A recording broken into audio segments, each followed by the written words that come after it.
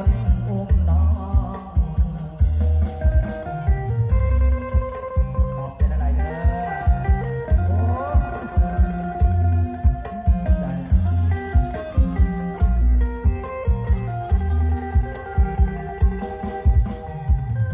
อขอบใจเด้อขอบใจหน่อยตอนจาก USA พร้อมนะ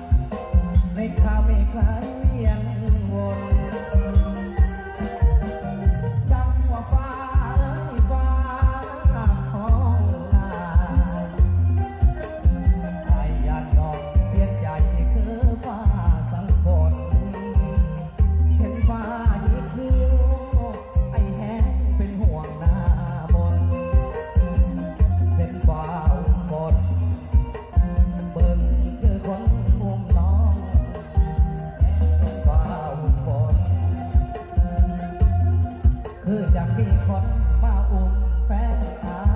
ย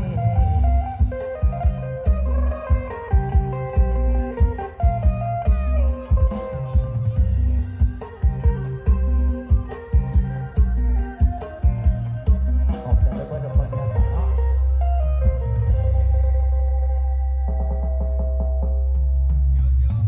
เจ้าขอบใจด้วยเสียงตบมือเด้อขอบใจเนาะการขอบใจเพื่อนทุกคนเนาะที่มาร่วมงานวันนี้กันจะได้การส่งใจเป็นกำลังใจให้พี่น้องทางภาคใต้เฮาเบิร์ทุกคนกันแล้วกันเนาะที่ประสบภัยจะได้การแบ่งเบาความทุกข์โศกพี่น้องเนาะแบ่งเบาความลำบากขอบใจพี่น้องคนลาวเบิร์ทุกคนเด้อที่มีน้ำใจเด้อ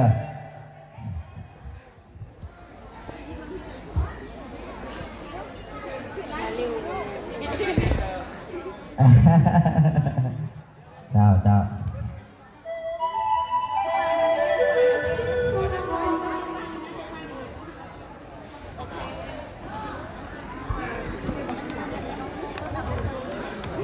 ขอบใจน้ำใจทิพย์ที่มอบให้เด้อก็ขอให้กลับคืนหาจากแสนทบรักเด้อขอบใจทุกคนเด้อที่มีน้ำใจเนาะที่มีน้ำใจช่วยทางพี่น้องทางภาคใต้เฮาเนาะจะเป็นเครื่องของเงินคำต่างๆเนาะที่สวยมากก็ขอให้ผลบุญต่างๆผลบุญต่างๆพี่น้องกลับไปหาพี่น้องเพิ่นผู้ใดที่เป็นพ่อค้าแม่ค้าก็ขอให้คือซื้อได้ขายมาเด้อจังใดก็ดีเนาะให้กลับคืนหาจากแสนทบล้านทบขอบใจพิเศษเด้อทางผู้ใดทางไอพานำทีมเด้อไอธงไอน้อยจาก USA เนาะขอบใจหลายๆเป็นหน่อยผลจะเบิ่งเบิดแล้วทางพี่น้องทางน้ำท่วมก็ดีโอ้เห็นความลำบากหลายแต่ว่าการสิ่งที่ภูมิใจก็คือคนเราเข้าบนทีมกันยามใดที่มีความลำบากทุกคนช่วยกันเสมอเนาะเอาฝากอีกผลงานเพลงหนึ่งผลงานเพลงนี้ขอให้น้องเซลูดมใส่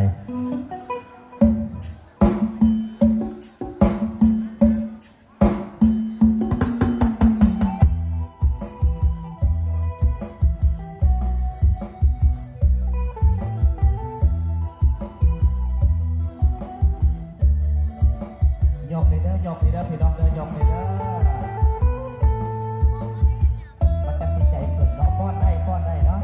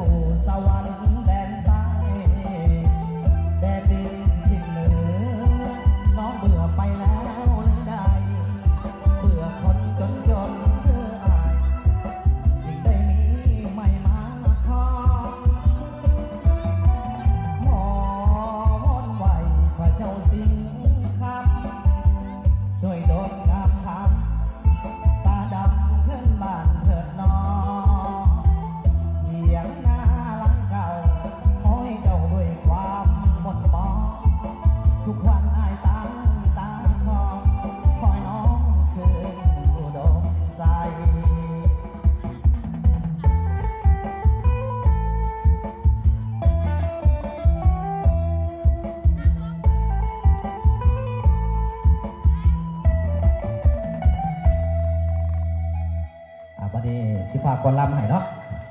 บอกใจให้ลืมเขานะเสิร์ฟทางไอ้บุญเกิดนะฝากก่อนลำกว่านี้ให้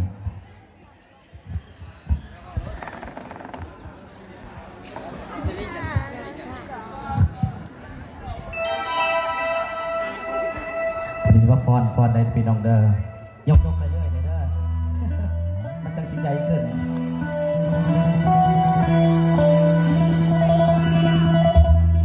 ตัดสินใจเด้อใจเด้ออย่าสุไปละเมออย่าสุไปคิดทำปล่อยมันไปตามกรรมตามบุพเพกำหนดไว้ให้มันให้ผู้เดียวผู้ใดใจสารรอคนเดียวให้เจ้าคอยเด้อเข้าป่าโอ้สะเด้อใจเด้อนึกว่าเขารอสายแล้วนึกว่าเขาตายแล้ว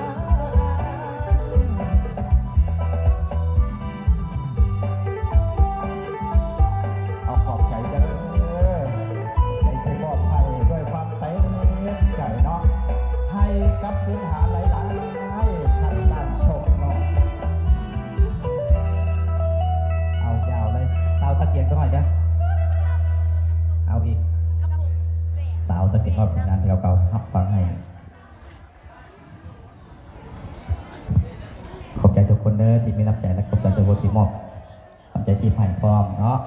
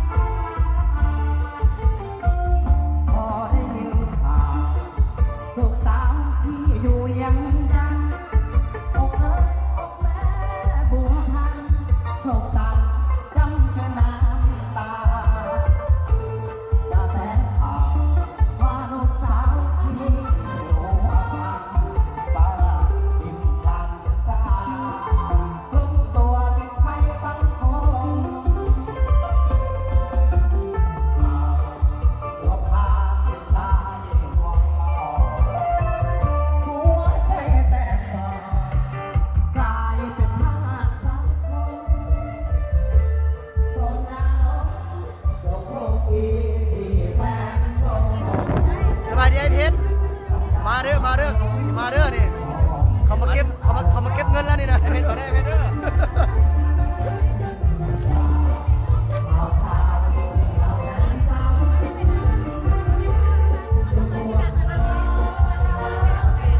พี่ก่อนรอ